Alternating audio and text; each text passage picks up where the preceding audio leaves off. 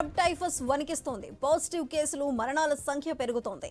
అన్ని జిల్లాల్లో కేసుల ప్రభావం కనిపిస్తోంది. ఈ ఏడాది జనవరి 1 నుంచి డిసెంబర్ 19 వరకు రాష్ట్ర వ్యాప్తంగా 9,665 మందికి పరీక్షలు చేశారు.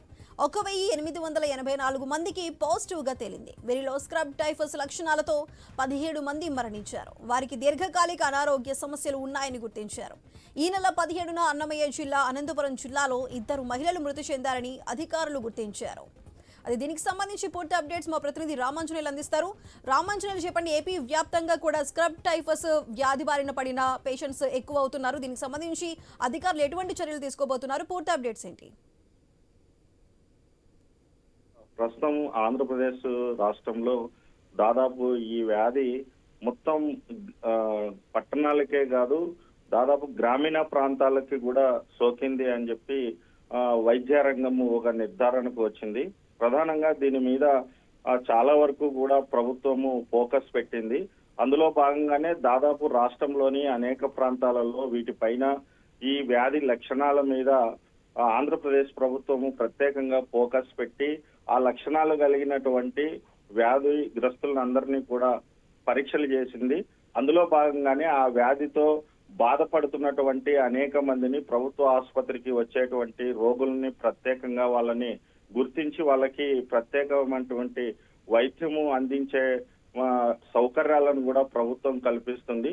అయినా ఈ వ్యాధి వల్ల అంత ప్రమాదం లేదు అని చెప్పేసి ఒకవైపున వైద్యులు చెప్తున్నప్పటికీ మరణాల సంఖ్య రోజు రోజుకి మళ్ళీ నమోదు కావడంతో మరోవైపున ప్రభుత్వము ఒక పక్కన ప్రజలకు భరోసా ఇస్తూనే మరోవైపున ఈ వ్యాధి నివారణకు ప్రత్యేకంగా చర్యలు తీసుకుంటుంది.